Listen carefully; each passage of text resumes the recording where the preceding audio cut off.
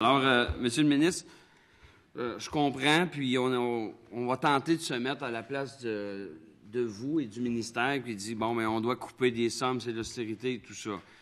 Puis si on se remet de face à vous, les gens qui y travaillent, les gens là, qui disent, bien là, nous, là, en tant que biologistes, en tant que des espèces qu'on ne pourra plus protéger, qu'on risque de perdre, on dit qu'il y a près de 600 espèces qu'on peut perdre. Lorsque vous voyez ce tableau-là, vous savez le pouvoir de formation qu'on a au fil des ans, le manque déjà à gagner, qui est peut-être proportionnel au manque de sous. Mais ça ne vous inquiète pas en tant que ministre de la Faune et des Parcs de dire qu'on peut échapper des espèces juste parce qu'on a eu un creux d'un an ou deux?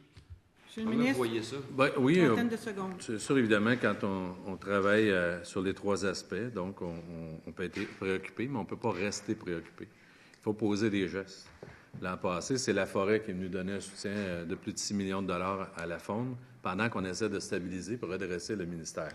Juste pour votre information, il y a quand même officiellement 460 agents de protection de la faune au ministère, 247 biologistes et techniciens de la faune, 236 membres du personnel d'encadrement et de soutien et 61 autres professionnels pour 1004 ressources. En général, les missions, on les couvre. D'accord? Donc, maintenant, on est à évaluer en fonction des espèces, en fonction des ressources. Est-ce qu'il y a suffisamment de ressources pour les espèces qui subissent soit de la pression ou autre? On pourra revenir pour d'autres questions additionnelles. Merci.